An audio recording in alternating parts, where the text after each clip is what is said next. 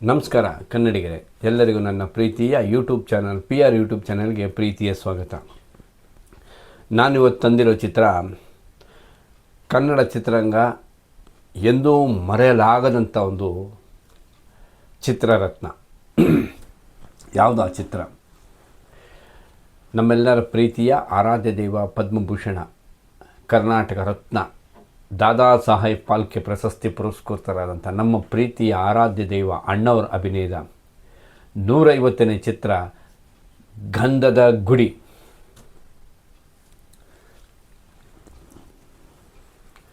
ಬನ್ನಿ, ಈ ಗಂಧದ ಗುಡಿ ಚಿತ್ರದ ಬಗ್ಗೆ ಒಂದೆರಡು ಚಿಕ್ಕ ಮಾಹಿತಿಗಳನ್ನ ನಾನು ನಿಮಗೆ ಹೇಳ್ತಾ ಬರ್ತೀನಿ. 1973 ಸೆಪ್ಟೆಂಬರ್ 21ನೇ ತಾರೀಕು ಈ ಚಿತ್ರ ಬಿಡುಗಡೆ ಕಾಣುತ್ತೆ.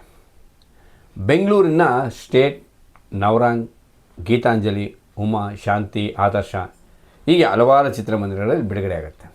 ಚಿತ್ರ ಭರ್ಜರಿ 25 ವಾರಗಳ ಪ್ರದರ್ಶನ ಕಾಣುತ್ತೆ. ಬೆಂಗಳೂರು ಹಾಗೂ ಮೈಸೂರಿನ ಸಂಗಮ್ ಚಿತ್ರಮಂದಿರದಲ್ಲಿ ಈ ಚಿತ್ರ 25 ವಾರಗಳ ಪ್ರದರ್ಶನ ಕಾಣುತ್ತೆ. ಈ ಚಿತ್ರ MP ಶಂಕರ್ ಅವರ ಭರಣಿ ಚಿತ್ರಾಲಯದಿಂದ ನಿರ್ಮಿಸಲಾಗಿದೆ. ವಿಜಯ್ ಅವರ ದಕ್ಷ ನಿರ್ದೇಶನ ಈ ಚಿತ್ರಕ್ಕಿದೆ. ಅಣ್ಣವರ 150ನೇ ಚಿತ್ರ ಈ ಗಂಧದ ಗುಡಿ. ಇದರಲ್ಲಿ ಕನ್ನಡ ಚಿತ್ರರಂಗದ ಬಹುದೊಡ್ಡ ತಾರಾಗಣನೆ ಈ ಚಿತ್ರದಲ್ಲಿದೆ.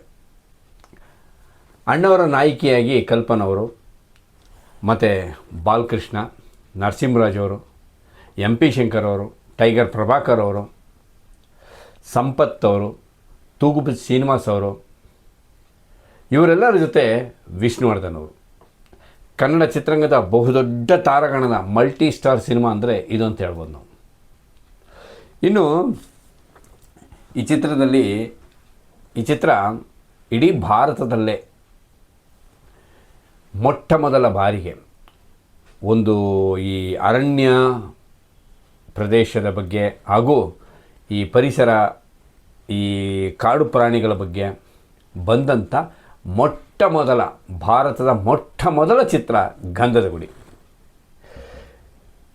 ಹಲವಾರು ಫಾರೆಸ್ಟರ್ ಅಧಿಕಾರಿಗಳ ಬಗ್ಗೆ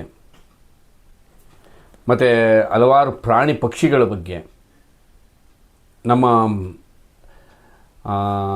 ಗಂಧ, ನಮ್ಮ ಶ್ರೀಗಂಧ, ನಮ್ಮ ನಾಡಿನ ಹೆಮ್ಮೆಯ ಶ್ರೀಗಂಧದ ಬಗ್ಗೆ, ನಮ್ಮ ನಾಡಿನ ಪ್ರಾಣಿಗಳ ಬಗ್ಗೆ ಇಡೀ ಪ್ರಪಂಚಕ್ಕೆ ತೋರಿಸ್ಕೊಟ್ಟಂಥ ಹೆಮ್ಮೆಯ ಚಿತ್ರ ನಮ್ಮ ಗಂಧದ ಗುಡಿ. Prepared traditionally with love by farmers.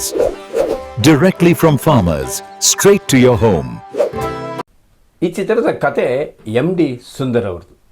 ಇದರಲ್ಲಿ ಇನ್ನೊಂದು ವಿಶೇಷ ಅಂದರೆ ಈ ಚಿತ್ರದಲ್ಲಿ ಅವರೇ ಸಹ ಚಿತ್ರಕಥೆ ಸಹ ಅವರೇ ಮಾಡಿದ್ದಾರೆ.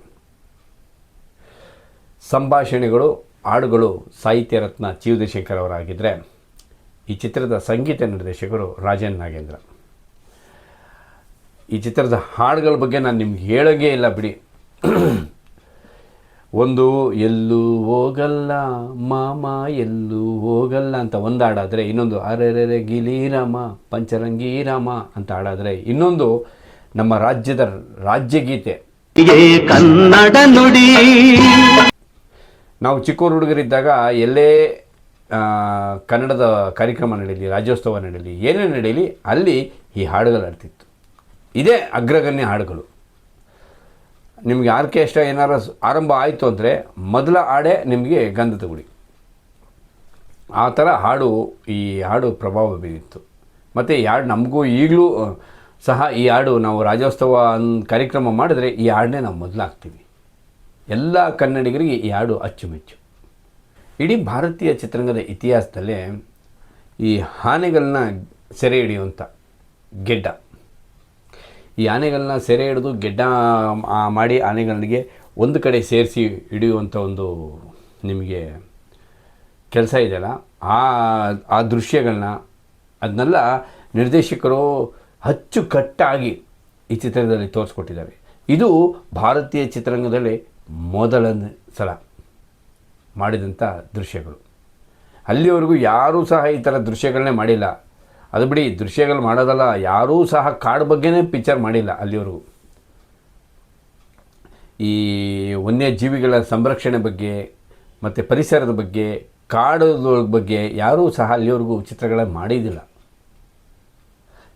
ಮೊದಲ ಬಾರಿಗೆ ಬಂದಂಥ ಚಿತ್ರ ಗಂಧದ ಗುಡಿ.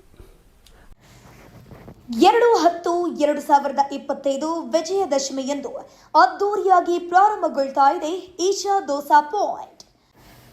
4ನೇ ಅಡ್ಡ ರಸ್ತೆ, 2ನೇ ಮುಖ್ಯ ರಸ್ತೆ, ಗಾಂಧಿನಗರ ಕನಿಷ್ಕಾ ಹೋಟೆಲ್ ಹತ್ತಿರ, ಬೆಂಗಳೂರು.